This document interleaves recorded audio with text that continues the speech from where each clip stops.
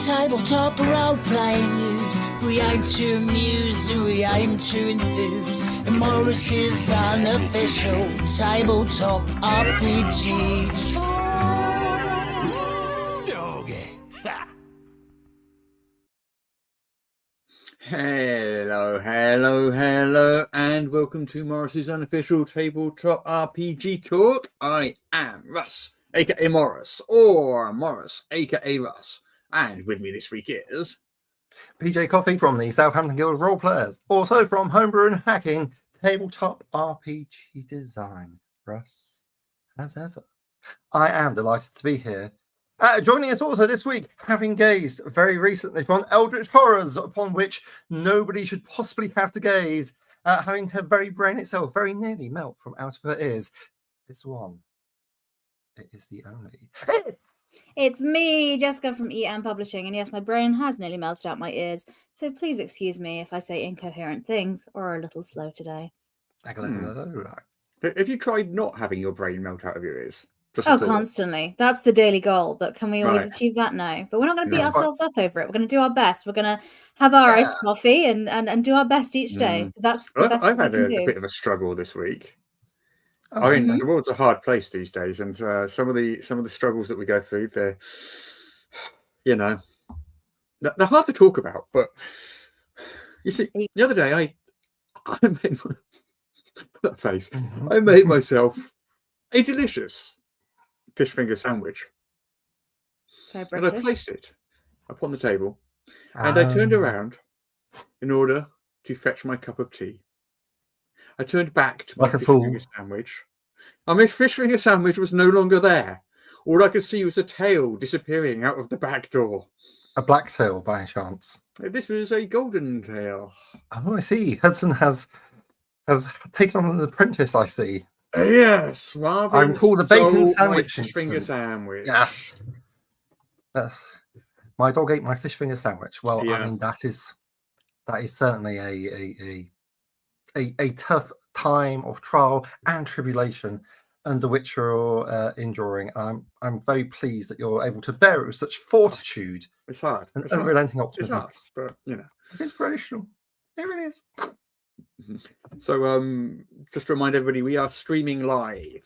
You can join us live on YouTube, Facebook and Twitch at 9 a.m. UK time, at 9 a.m. Eastern time, 2 p.m. UK time. Yes, where we stream the show live, or if not, you can catch up on the podcast afterwards. Anyway, hello everyone, welcome to the show. Should we do some news? Let's do some news. Woo! Let's go. But speaking of the live show, we won't be live next week. Just in case people hear this and decide to log on, because on May the 30th, we will be streaming live in person at the UK Games Expo. So that will not have a video live stream. So we won't be streaming live in person. No. We definitely will not be streaming live in person next week. We will be recording live. We'll be recording live in person. In front of a live audience. Streaming. You will not be streaming. Yes, sorry. I refer back to what I said about my brain and my ears. Next week, we're at UK Games Expo. We'll be recording that at 2 p.m. So you can come and join us and watch it if you're at the UK Games Expo. But if you're not, then just wait for the podcast to come out. Yeah. So anyway. Dragons. So we know that there's a book of Dragon Adventures coming out for D&D, like really soon. But what we didn't know that there is going to be another Dragon book coming out. What? Yeah. Tell me more. I don't know about this. That seems like a lot of dragons for Dungeons and Dragons. They've normally been parsimonious for them. I guess they've got dragons on the brain, I guess. And the next range will be a load of dungeons, I guess. I guess so. Yeah. There seems to be too much listening to that band. I kind of feel like they've done dungeons pretty well. They've got dungeons pretty well covered. Now they're just left to imagine dragons. Yeah, well, who knows what a dragon looks like? Luckily, they're producing a book called The Book of Dragons, a guidebook to tell us all about them, and it focuses on the lore and history of dragons in D&D. So it's not a book of stats, it's not a book of game rules or anything. This is a licensed book by DK Books, and the book is by Michael Whitwer, and it's coming out in August. 224 pages. Some of it, at least, is written from the perspectives of Tiamat and Bahamut, apparently. But we got a few glimpses of what it looks like inside. So here's a look at the page spread on bronze dragons there. Talks about their anatomy and little arrows pointing to various bits of the dragon and what those bits are. Like, that's the wing. That does look like a science book I'd get as a kid, like when it's like, learn about dinosaurs. It looks very that vibe. It's the same publisher as DK. And exactly the same science book you're talking about, and that's who publishes them. Well, this bronze dragon that we're seeing in one of those lovely. So, if you're familiar with the DK range of science books, it's a hardback book. It tends to have like lovely double page spreads. This one, we're looking at a bronze dragon, which is gorgeously illustrated over 2 pages. It's a 4-legged dragon, 2 wings, lots of spikes.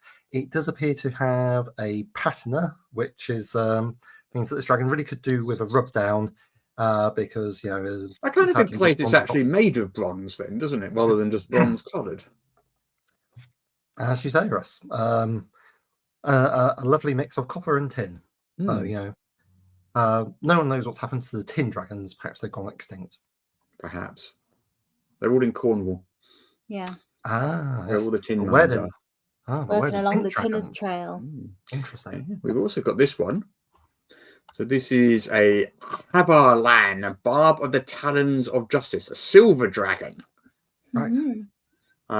This is from D&D lore. I'm not actually personally familiar with Havarlan, so perhaps I should buy this book and find out about Havarlan. The way you could be is via this book, apparently. Yeah. So it's just a big book of lore, so it doesn't have like stats or gameplay details in. Is that right? Okay. Correct. Yeah. And then this one is a look at a sapphire dragon. Again, one of those ones like the bronze dragon, the whole page science book, arrows pointing at bits of it, saying this is a wing, sort of thing. This is a wing. This is a wing. I never knew. Its tail exploded for some reason. Oh, and parts of its face are less connected than I would expect. Yeah. Yes, I see that. Yeah. I understand what that's about. What I'm describing for listeners at home is the tail has what looks like a pair of what I would expect to be tail spikes, but they're not actually connected to the dragon. Maybe they're forend. Maybe they're shooty ones like manticores do. Could be. And also at the fore end, it's got various extremely elaborate spikes and so forth, which are going in all directions. Which the tips of which also do not appear to be connected to the dragon. Lots of curly horns. It does have some curly horns. Presumably that's to make it more attractive to potential mates. Well, I think it's very attractive. I mean, the horns point backwards, which makes them less useful in combat, I feel. I suppose it depends what you're using them for. If you're using them for goring or for battering. I suppose. Think of it like an armoured helmet for delivering some dragon-sized headbutts, which you have to admit would be pretty bad. Indeed. Probably ruin your day, I would imagine. Oh, yeah. I mean, you like you guys are well acquainted with being headbutted by your dogs. Like that. I am. I'm less so. I just going to say, how dare you? I literally had a tooth knocked by my dog a few years ago, if you recall. I have not had this experience. Yeah. He's not a jumpy, lungy dog. He's a more judgmental, side-eyed dog. You walk in the room, he's like, really? That's what you're wearing? Well, I make the rookie error of wrestling with my dogs, which basically teaches them that that's how you interact with people. Unfortunately, it's a bad thing, and you should not do that. It just comes down to parenting. But anyway, yeah, it does. It does. It really does. Okay, so Book of Dragons. Wow. No need for sunscreen there. Crikey. Straight to the Alpha Sun. What else we got this week, Russ? Yeah, well, moving on from dragons. Well, your favorite topic, Jess? I know. I love every week. Well, kind of your favorite topic. It's related to your favorite topic. Well, I do like to mention Baldur's Gate 3 every week. Yeah. Yes. Okay. Go on, Bobby. Yeah. Do you want to talk about this one then, Jess? Since you like Baldur's Gate 3 so much. Sure. So WizKids were doing a range of minis for Baldur's Gate 3. I think when they announced it a while back, we talked about it then. We showed some pictures. They looked really good. They're pre-painted minis, which is great because I will not paint minis. because I do a really bad job at it. So I like buying them pre-painted. They showed the artwork images. They look really good, really high quality. Your renders looked amazing. Then people pre-ordered them and received them, and they didn't look quite as high quality. Russ, I don't know if you have pictures to show people in the video. Gosh, might I have pictures? Well, guess what? Are we ready? Yeah. All right, number 1. So for the podcast listeners, we're looking at what's meant to be a picture of Shadowheart. On the left, we have a really nice advertised version of what it would look like. And on the right, what we have best is like a piece of chewed up gum, which someone of my painting ability has drawn some eyebrows and lipstick on. Do you know what this reminds me of? Do you remember there was like in Spain, they had like a fresco that was being restored. And someone said, I can do this. It'll be amazing. And they did it. And it was basically like just, instead of like beautiful Renaissance faces being by a master, it was like basically blobs with eyes in. That's a very good comparison, PJ. Yeah. I mean, this is really, really bad, though. I mean, yeah, it's not like, and I know there's always a little bit of difference of quality for marketing materials and what you get. Kind of like with food, you know, you see an advert for a Big Mac and it looks, you know, different to what you open in your box. That, you know, there's a level of that, but this is beyond. To the point where WizKids is issuing refunds for this because it's just it is. Put it this way, I cannot paint miniatures. I think if I did paint a miniature, it would probably be better than that. I think this is my level. I think that's very reasonable. Yeah, but yeah, as someone in the comments that says Shadowheart after my dog got to her, it does look like I zoomed it up on the screen and then took it away, and then you zoomed it back up on the screen again. Oh, yeah. So they said it twice. I will say it's it was the box restoration of the Jesus fresco in the Spanish town of Borja in Spain. Do you see some more? Links. Got some more bad images. I'd love to see some more. It makes me feel so much better about my painting. So in each of these, we've got the render on the left, which is the one used for advertising, computer generated. Looks very nice. Perfect picture. And then on the right, we've got a photograph of someone who received the miniatures, and this is what they look like. Yes. Okay, there we go.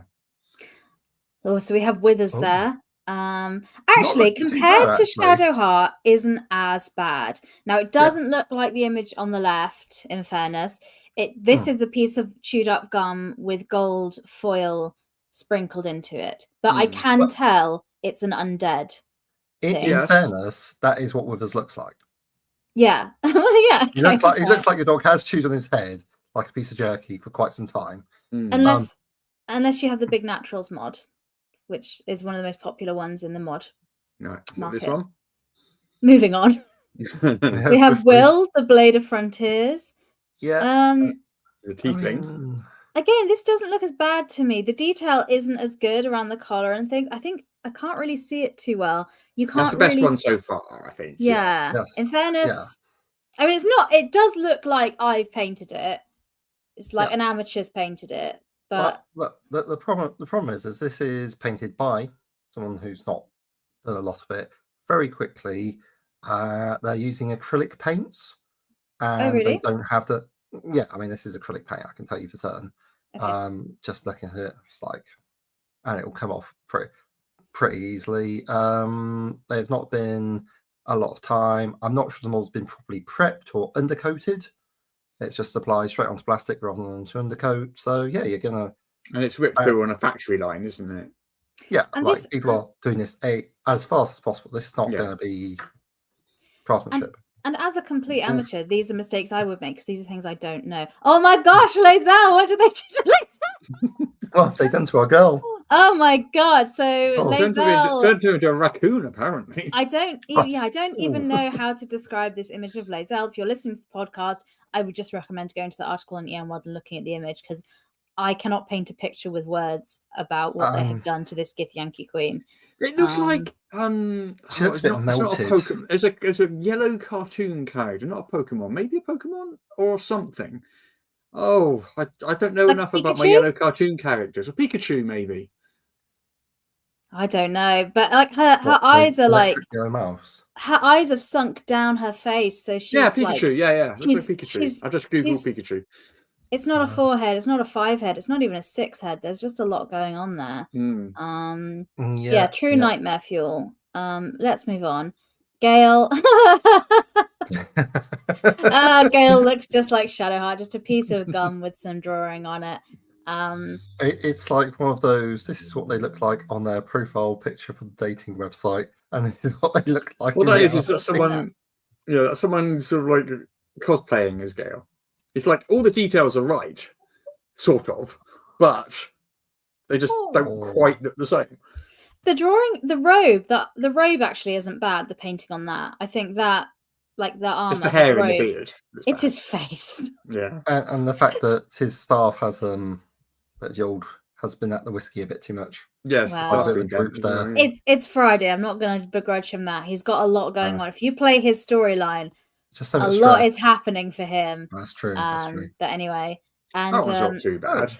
Astarion is the best out of all of them so far, I'd say. Astarion or Will? Yeah. That like Will was, the picture was too dark. Sorry. Thank you, Francita, for putting up Nightmare Fuel. Thanks, guys. I do appreciate that. No. But of these characters, like Astarion is the person I would vote most likely to paint their own eyebrows on. And therefore, having eyebrows that look like they're painted on is actually on brand and quite in character. Well, that one's not bad. If I received that, I wouldn't be upset. No, but I think I see why. But anyway, so they the have... The first one's the worst one. When we go back to it, let's just slip through them all. Yeah, but as we flip through, that's by far the Shadowheart is the worst. That's for sure. By far.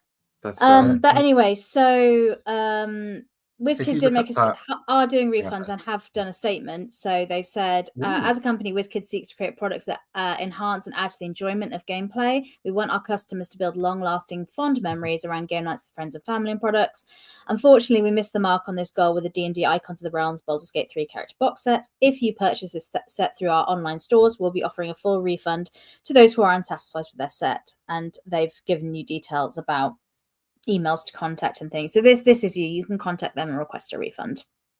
I mean, if you purchased it from a local retailer, you can return it at point of purchase for to the retailer for a full refund. And then I'm assuming that, I don't know if the statement says this, I'm assuming that then WizKids are refunding the retailer. But pretty much, if you bought it, you can send it back for a refund. Which feels reasonable. Yeah. As Damien says there in the chat, love these. I'm feeling much better about my standard of painting. Yeah. I mean, it I is imagine just like, these are all hand painted models, like clearly. And what are people expecting for? How much was the original set? You're asking me questions that I don't know the answer to. Bum, bum, bum. I mean, if you want to do a proper good job on the model, 20 minutes to an hour to get something a bit better than that. Oh, these are going through in like under 5 minutes each, aren't they? Yeah, to get the quality that we were seeing in the pictures presented, that is like several hours work. And at that point, you're paying someone for several hours, and that's going to add to the cost. I wonder if the sort of factory line where they're painting them, each one is painted in full by one person, or each person in the line has a different bit to paint. So if someone just with some purple paint, and they're just like they're doing the tunic on each one as it comes through, and then the next person is doing the hair on each one with their black paint or whatever. And I wonder if that's how it's done. I don't know. I couldn't tell you. Yeah, you're going to have like time limits for how long you've got to do stuff. And doing things like eyes is renowned for being extremely difficult. Best tip for those painters out there is you do like the white of the eye and then you use a felt tip pen. That's been passed on to me by a Golden Demon there we go. quality painter. I'm like, that was a really good idea. I wish I'd thought of that, but thank you very much. That's mine now. And I do accept that painting miniatures is really hard. I know that. That's why I don't do it. It is a difficult thing. But I think if you're selling a product and you say it will look like this and then it doesn't, that's... Exactly. Yeah, that's it. But that's that story. They are doing refunds. So if you have purchased these, you can get a refund either directly from WizKids or go to the place you purchased it from. That is the news story we're telling. And then you can keep the actual miniatures as a souvenir with that you can tell people in years to come. You can show them pictures and say, "Can you believe?" If you have an undead themed thing that you want to show some melty or maybe some doppelgangers that are like not quite right, an Uncanny Valley style impersonation of them. Maybe you can use the minis that way. Yeah, I will say painting doesn't have to be hard. It's like all about using the right tools for the job. So, I mean, so if you use the wrong tools, it's going to be harder. And also having Like, some level of ability. I think you can which I do not learn. have. It's a skill that you can learn, and that takes time and effort. And the I'm not interested in putting that in to learn the skill. That is the thing. Yeah. So I've And just gone, "No, it's inclination. I not think for you me." got to add inclination into this as well. Okay. I mean, because I think honestly, painting miniatures is a hobby all in itself. Yeah. Because it's skills, you very learn true. information. People, I know loads of people that love it. A group of my friends meet up every so often. They sit together and just chat and paint their minis. Yeah. So it can be great, but it's not for me. I sometimes get the odd mini put into that painting circle of my friends. Chat is just the painting minis bit of it, but it is quite comedy to me to listen to you because I'm like, yeah, no, I understand completely because I'm the same way. But you know what they're about. I want to learn to paint minis about as much as I want to learn to play the drums, which is not at all. Okay. Fair. Anyway, what else have we got going on in the news? we got to talk about tariffs. I'm afraid tariffs have reared their ugly head. Tariff time. It's a wonderful time. Tariffs were going away for a little bit in the news, but now they're back again.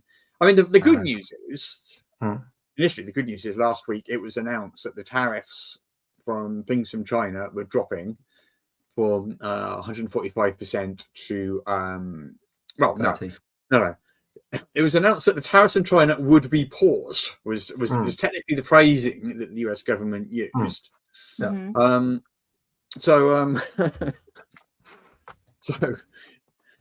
I'm not entirely sure that is what the word paused means, at least not in my mind. But what happened is they were dropped from 145% down to 30%. Yes. So they were reduced for 90 days. For those listening at home, Russ almost caused me to spitake, as the technical term is, my drink onto the screen, as he's thrown up the meme of young Anakin and Padme talking, where Anakin says tariffs are, quote, paused. And Padme smiling is like, pause means 0%, right? Anakin says nothing. And then she says, it means 0%, right? Yeah. It doesn't mean 0%. It does not it mean means 0%. 30% for the next 90 days, or until someone changes their mind. So that's sort of goodish news. I mean, it's not good news. It's just it's bad news anchored by previously setting really bad news. I'm being trade punched. Embargo. Yeah, I'm being punched in the face once instead of 5 times. Yeah. I don't want to be punched in the face, but if I have the choice between the two, I'll pick once. Yeah, I suppose. Gone from punitive, trade embargo to merely punitive and suppressing trade. Great stuff. Yeah. We've got a couple of companies that have announced what's going on with them. So Catalyst Game Labs, they paid $240,000. That's $250,000 in tariffs because product was already on a boat when the 145% tariff was announced. And when it arrived in America, they got presented with a $240,000 bill. Oh, wow. That's a lot of money. I mean, Catalyst Game Labs who make Shadowrun, and this is Battletech and Shadowrun, like, damn, that's harsh, isn't it? That's like somebody's that's like several companies' turnover to be stung with a bill like that. It's like nightmarish. They have said that going forward, they are now going to be increasing the price of their products. Currently, they have to. Yeah, well, currently they're increasing the price of their products by 10%. Okay. Doesn't really anywhere near go forward to sort of like covering the tariff, but at least it's a start. Well, it might, because the percentage of the tariff is in the manufacturing cost, not the retail cost. If they're increasing the retail cost by 10%, that might cover the manufacturer. That I don't know their numbers, but that could be the max. I don't think it's going to help with the $250,000 they've already paid. I mean, going forward, it might. No, it doesn't help with that immediate cash flow issue. And the issue with that is if you get that bill and you don't get your products from customs until you pay it, so they're being held there, which means you can't fulfill hostage any pre-orders to your customers that are waiting on them. And in order to get that money, you might be like, well, let's sell other games that we already have, but I don't know about you, but if I'm waiting on a pre-order for something and I know there's a delay in getting it, I'm not keen to buy something else from that company. No. You know, so it makes this cycle that you're kind of stuck in a downward spiral. So it's horrible. Yeah. I mean, so big suppressing effect on the economy. Yeah. So Gloomhaven, do you remember they had they basically had like a massive shipment just pretty much trapped in port in China because they couldn't put it on the boat with those tariffs. They are now booking. They booked freight immediately following the reduction to 30%. So it's now on the water. But they are going to be charging their backers an extra cost. Something like under 10%. I think about 10% or something like that. I'm not sure how much exactly they're going to be charging them. And they are also saying you can have a refund if you'd rather not pay the tariff. Okay. But the refund is less their restocking cost of 10%. So basically, if you backed Gloomhaven, you're paying, and you're in the US, you are paying an extra X. I don't know exactly how much X%. You're paying. Wow, that's an extra tough. cost to get your products. Yeah, I see both sides of it. I see why as a company they're doing that, but also as a customer, I'd feel like I've already paid for an agreed. Yeah. You know, it's true. Yeah. I think it depends on whether you physically can do it or not, though. Because depending on the size of it, and I imagine their one is enormous, it might just be you physically can't cover it. That's what I mean. You know, I don't know. It's just this thing inflicted on you from above that you have no control over, and it's inflicted on the publisher, it's inflicted on the customer, it's inflicted on everyone. It's just a horrible situation all around, and it's so hard as a publisher to make that call. Yeah, well, we had a little bit of slightly bad news. Because the new tariff has been threatened. This one's 50% on the EU, which is where a lot of books are printed. Fortunately, books are generally tariff-free, and we actually had a shipment go through just this week. Yesterday. Weren't handed a tariff bill, thank goodness. Oh, goodness. We were pretty sure we weren't going to. We weren't expecting one because they were. But I didn't know. But, you know, even so, I've been emailing the customs department because the boat arrived at port and then it goes through customs, and that can take roll D10 number of days. So every day I was like, any news on the invoice? Because what happens is you get the invoice, and then as soon as you pay it, they kind of release it. What was that? Monstrous Menagerie 2? Monstrous Menagerie 2 and the Gate Monstrous Menagerie 2? What that you mean? Well, you're in the UK. Look at that little. I know, but I got to show off that I've got it. Has happened. I have got the regular version. I have got the special edition version here. It's very nice. And I also have the Gate Pass Gazette annual. It should I've had my Gate Pass Gazette through, so that's really good. Yeah, it should be on its way to you because it's happening as we speak. But so tariffs, bad news still. I mean, I suppose better than it was. I mean, we ourselves are holding off any final decisions until after UK Games Expo on our Void Runners box sets and our Split the Horde box sets. But basically after UK Games Expo, we've got to make a call on it pretty much and decide whether to stick them on a boat or not. Yeah, it's at the point where it's going to go on the boat soon. So if it changes while it's on the boat. Yeah, we can't change it once it's on the boat, but until it gets put on there. Just real attack on small businesses. It's like I'd say it doesn't make any sense, but it would be just part of the greater lacking of making big business as well. He's threatened Apple with a Apple specific 25% tariff. If they don't move all of that iPhone manufacture back to the US, which Apple have just said is impossible to do. I was about to say, surely they can't because they have such specialist equipment for for technology like making like we have specialist equipment for making board games, and that's pieces of wood and plastic. I dread to think the level of technical complexity there is in building small technology and chips and things like that. I imagine it's parts from all around the world as well, isn't it? I would have thought. It basically boils down to that we've got a whole class of people running places that have never been told no in their lives. They don't understand reality.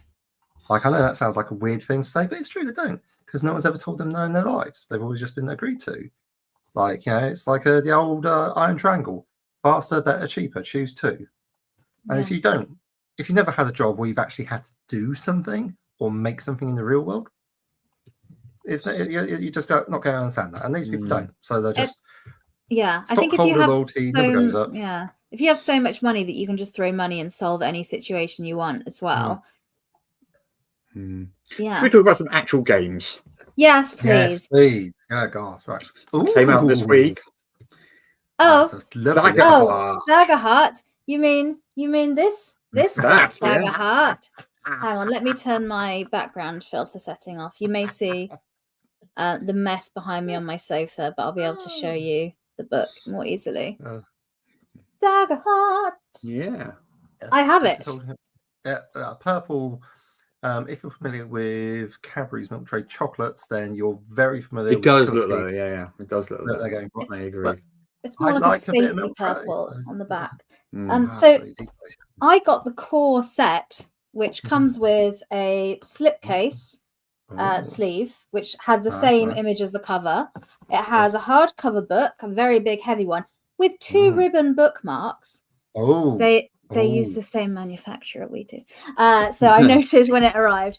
And then it comes with this book style box set, which is very nicely made. And it flips open to reveal a very nicely enclosed deck of cards. As you can see, a place to put the cards, so you've got each individual deck. And and I was seeing on the screen, so it uses a deck of cards, and you kind of use that for your character creation. Yeah, we've got a big review of the game actually on EN World. Christian Hoffer has posted a big old review. It looks interesting. He says that it basically combines like some fairly robust combat mechanics and quite a lot of freeform narrative rules at the same time. He says it kind of wears its heart on his sleeve in that it is influenced by an awful lot of different games, and you can see those mechanics in this game.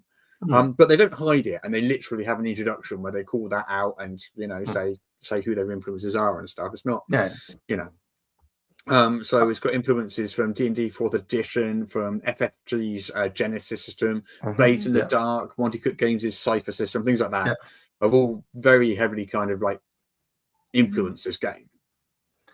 Does it flow? This question. I haven't played it yet, so I can't say. But reading through, I feel like it would. But I don't know if that's just the style of GMing I do, that it would work for me. Yeah. I haven't tried it. I like the degrees of success thing they have. So when you roll your dice, you've got your hope dice and your fear dice. So your degrees of success can be, I can't remember exactly what it is now, but it's kind of like success with hope, success with fear, failure with hope, failure with fear. Is it fear or despair? I can't remember what the other one is. Despair, is it? So basically you've got these four and then like a critical failure or something. You basically got these different levels of success when you make a and it might not be exactly what I just said. It's like that. So you've got like different gradations and different ways that this can play out, which is kind of fun. Right.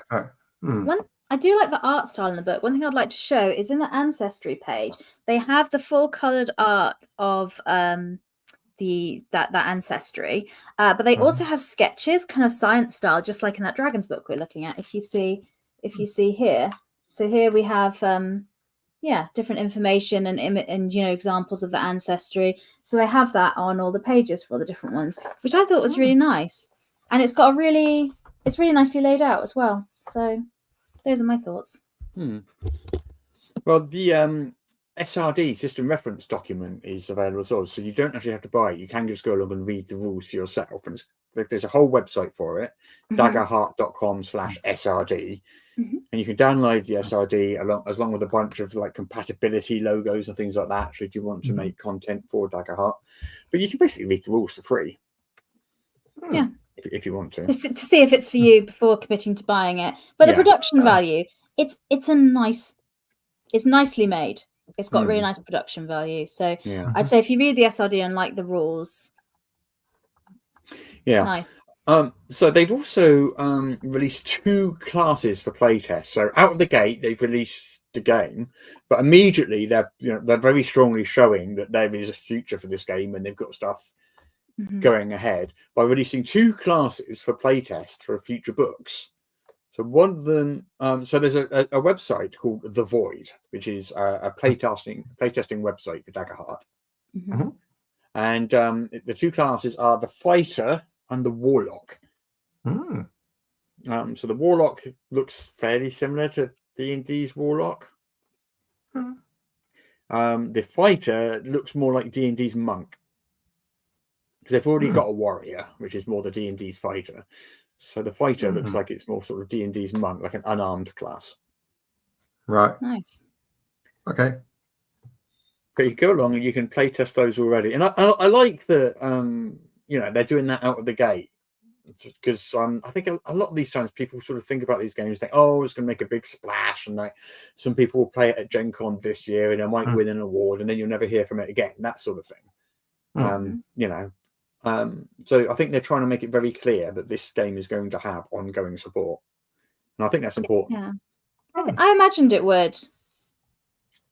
Yeah, coming from someone like Critical Role, I would have thought so.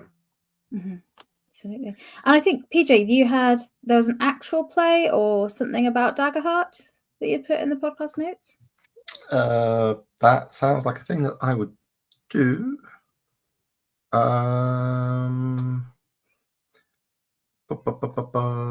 There was a bit. Maybe, are we talking about play, politics, and protest in Argentina's tabletop industry? Oh, I thought it was the 3 black halflings, Daggerheart, City of the Black Rose. Oh yes, of course it is. Yeah. That's a setting that is looking like it's ongoing. It's for Kickstarter. Oh, okay. I thought it was quite interesting because they're doing 5e and Daggerheart, which are fairly different things. It's from 3 black halflings, and it's called City of the Black Rose, which is a horror noir campaign. At the time I put it in, and yet it still hasn't launched yet. But they've got a. I can tell you, it's a gothic noir metropolis. They want to talk about fog-choked districts hiding dark secrets, corrupt corporations pulling the strings, speakeasies hiding in these unseen dangers, jaded detectives uncovering criminal plots, and faceless horrors stalking the streets.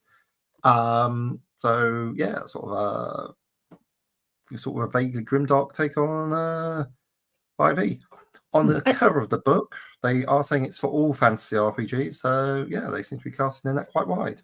Yeah, I was interested to see about the Daggerheart mention, because obviously the SRDs. Well, the front cover had someone in a gas mask, which is. Yes. Goodness. Well, they're actually like a London. They're actually based in London, it appears. So that might be influencing where they're coming from. Maybe. It's hard to tell. It's all the current thing is they've got vibes in sepia. But I thought it was interesting and worthwhile shouting out, because it is, as I say, a 5e and Daggerheart is something they were shouting out has been cross-compatible between. And those, to me, in my pedantic and nitpicky ways, do seem like really very different systems. Yes. You can say. Interesting. Yeah. Interesting. Yeah. Okay, right. Let's look at another game. So from Free League. Ooh, Dragonbane. So Dragonbane's been out, a couple of years now, I think? Yeah. I can't remember when it came out.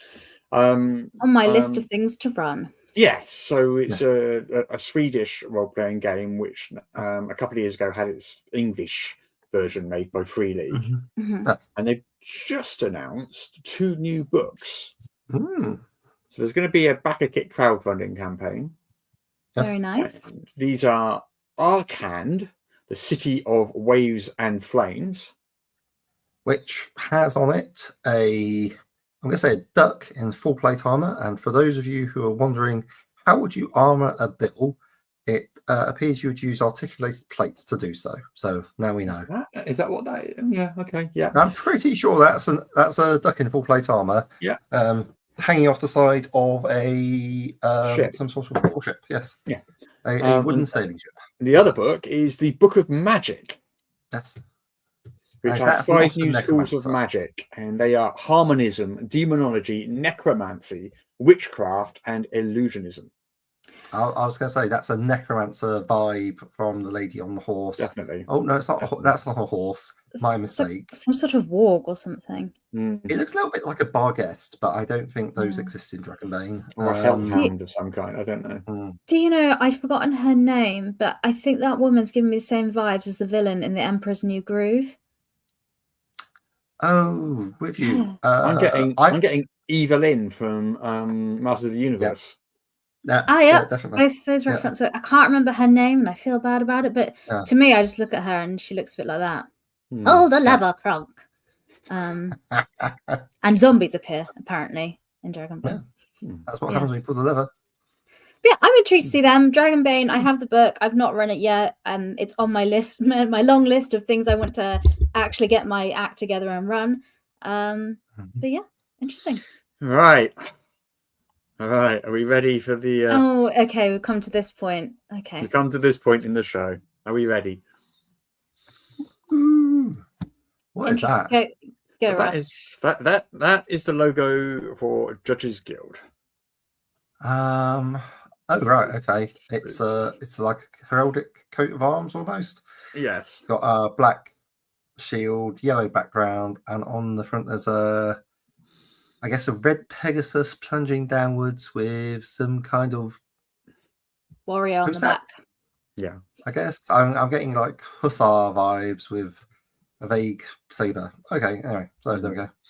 Yeah. So I'm guessing we're talking about Goodman Games and Judges Guild again this week. So we have covered this like in detail in previous episodes. I don't really want to really sort of like go into detail of everything that happened in the past, because otherwise we'll be here. But basically, Goodman Games has licensed City State of the Invincible Overlord from Judges Guild, which has caused controversy due to the fact that Goodman Games cut ties with Judges Guild in 2020 after the owner of Judges Guild, Bob Bledsaw II, basically posted some political screeds which were unpleasant. Racist, transphobic, homophobic. Yeah. You name it, the man was hitting all the phobias. Oh, anti-Semitic, let's not forget that. Okay. Yeah. And so Goodman Games was heavily criticised for basically licensing City State of the Invincible Overlord from Judges Guild, especially after they cut ties 5 years ago. Based on this. Take a choice of action, which in the words of Goodman Games, they knew to be reprehensible. Yeah. So Bob Bledsaw II has put out a lengthy statement, which has since been deleted. It was put out on the Judges Guild Facebook account, basically under the Judges Guild. So it was published by Judges Guild. It was long. It is no longer there, but we do have a copy of it, which is on the article, which will be linked in the show notes. Yeah, because I knew it wouldn't stay there long. As soon as I saw it, I was like, okay, that'll be gone tomorrow. So, okay. Wow. Okay. Okay.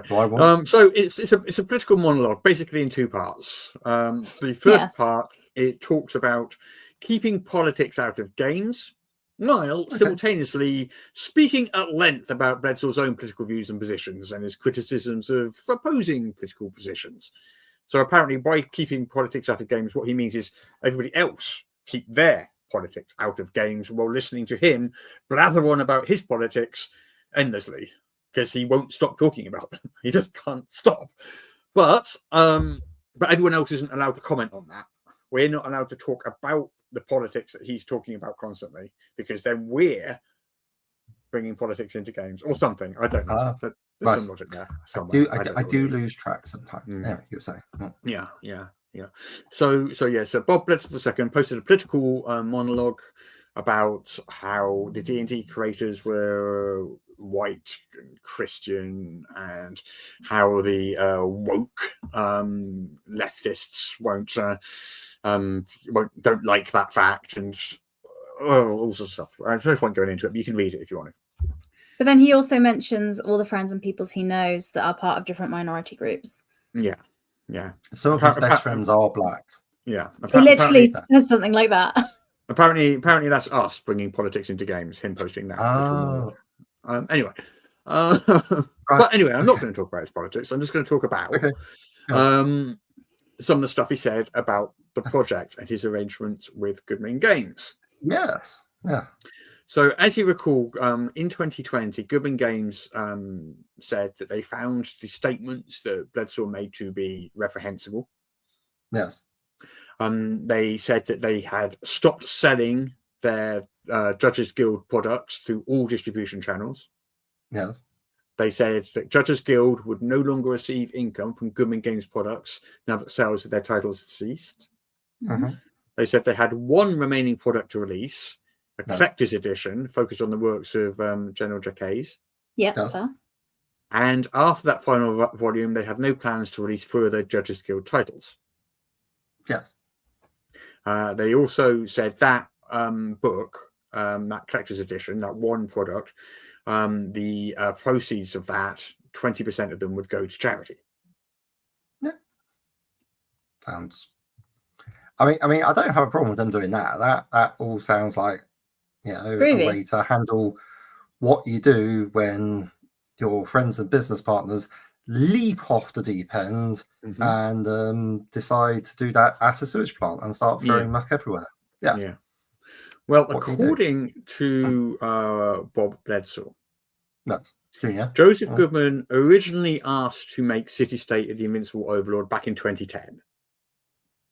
And Bledsoe said no for quite a while because he didn't really think that, you know, it goes back to some of the things he said about third-party companies and. But he said no. Is the should we just move on? You can read his full statement about why he says he said no, but he said no. Yeah. I don't know how you get into that without really getting in the weeds. Trying to translate from whatever he's using in place of English to an English that the rest of us can understand seems like a challenging task. Yeah. What he basically says, never allow the Wilderness or the Guild IP as a whole to be sold away to the heartless beast. He understood that the Guild represented what was left of the heart of it all. It created the game module. It created the stand-up. It proved the market to TSR, but 50 years later, TSR is no more. The industry pioneers are dying away from us. D&D suffered a dismal 50th due largely to leftist posturing. And he talks about pearl clutching and cheap Chinese labor houses and all American products in capital letters and stuff like that. But he basically said that he didn't feel that D&D was a good fit for City State of the Invincible Overlord as it is now. But in 2022, and this is 2 years after the 2020 outburst, which Goodman Games made Goodman Games cut ties with Judges Guild. So 2 years after that, it was then that he agreed to allow Goodman Games to produce this product. Right. So 2 years after this all happened. Says, we don't want anything to do with you. 2 years later, we reached out and said, oh, how about it, lads? You can do it now. And a further 2-3 years later, when they said, yeah, we should. Yeah. And he's nice. Yeah. Okay. And so Goodman Games has been working on this presumably for 3 years because it's 2025 now, obviously.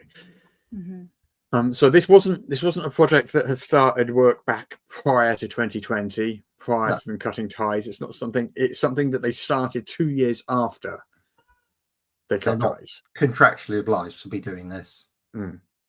Which is something I've seen. People have said, well, maybe they're taking this bizarre, curious, and hard to understand decision because they are contractually obliged to.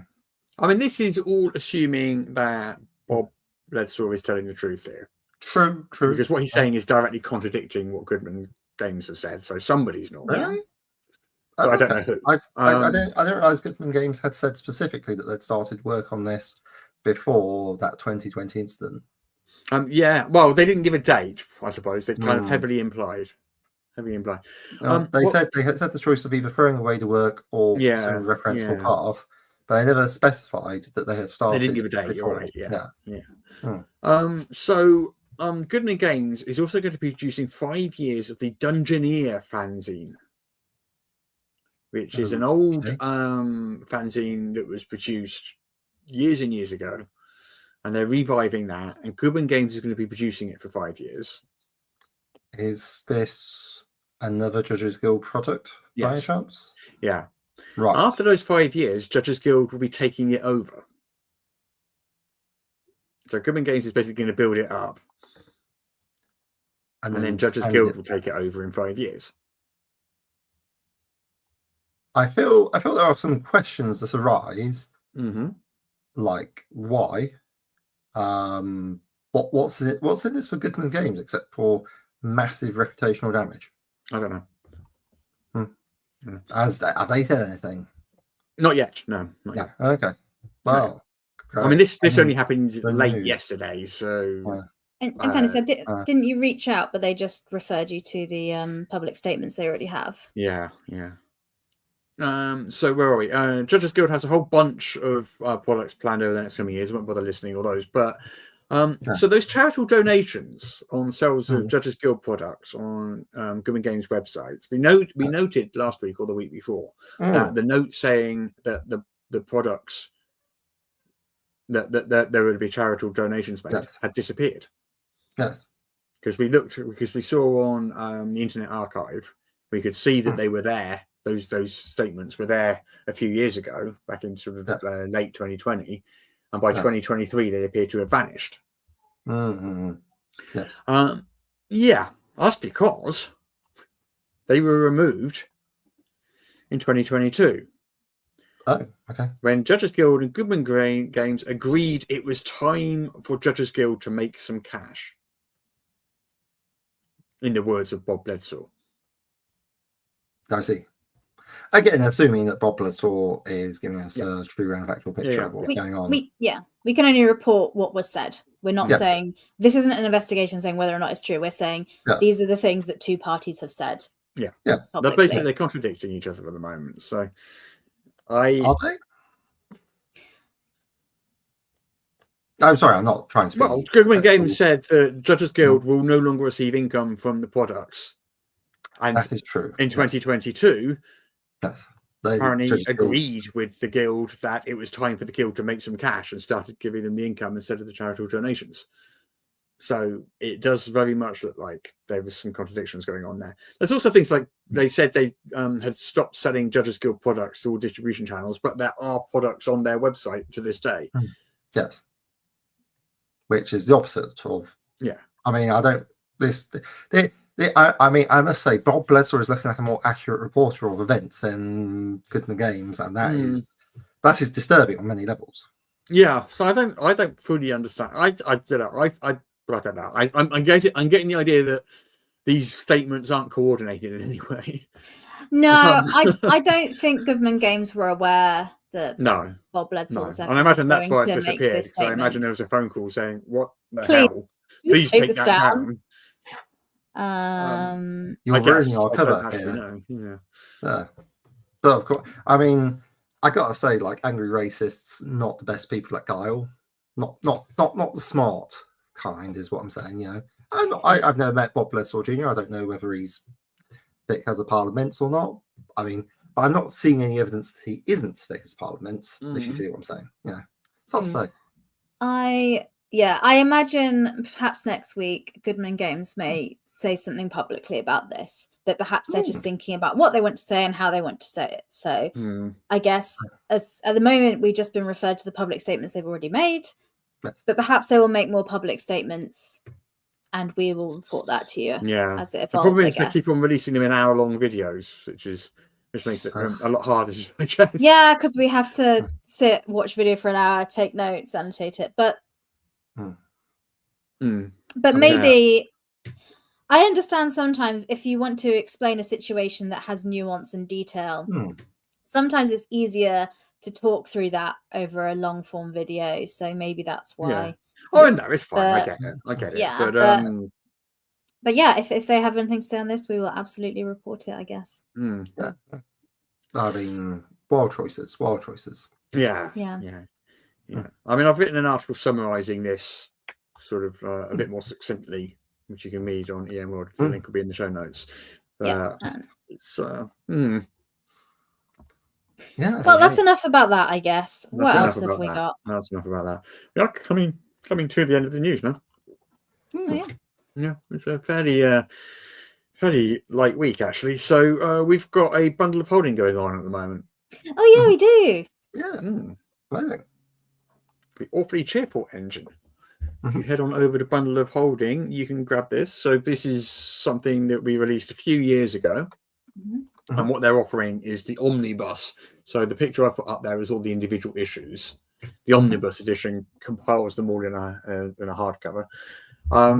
So basically what this is a rules light action comedy RPG, heavily inspired by West End Games Ghostbusters RPG back in the 1980s. And it has a number of adventure settings, like, you know, sort of Indiana Jones and Ghostbusters and Stranger Things and Star Trek and TMNT and Discworld and things like that. Inspirations, not the actual properties, obviously. No. Spirits of Manhattan and Montana Drones, they are completely independent IP. Strange science. Beam me up, yeah. So you can go and pick that all up for just $7.95. All the PDFs on the Bundle of Holding right now. Yeah. But yeah. It's a fun game. I will say, I think that there's a really strong argument to do stuff like maybe anime versions of this, which could really broaden the appeal of the Awfully Cheerful engine. I know it's not something that you know, like I certainly wouldn't be able to write that because somebody who knows the genre would be good. Yeah. Yeah, I do know the anime genre very, very well, as you know. I'm very good at the anime. You love watching animated media, as we I like have the long ones discussed. where they have someone jump in the air and then some lots of lines go past them. They're the ones I like the best. You do know it then. I do know anime, you see. No, but my favourite Awfully Cheerful engine, just for the title alone, is accidentally anthropomorphic animal heroes. Because also the short version is just So but yeah.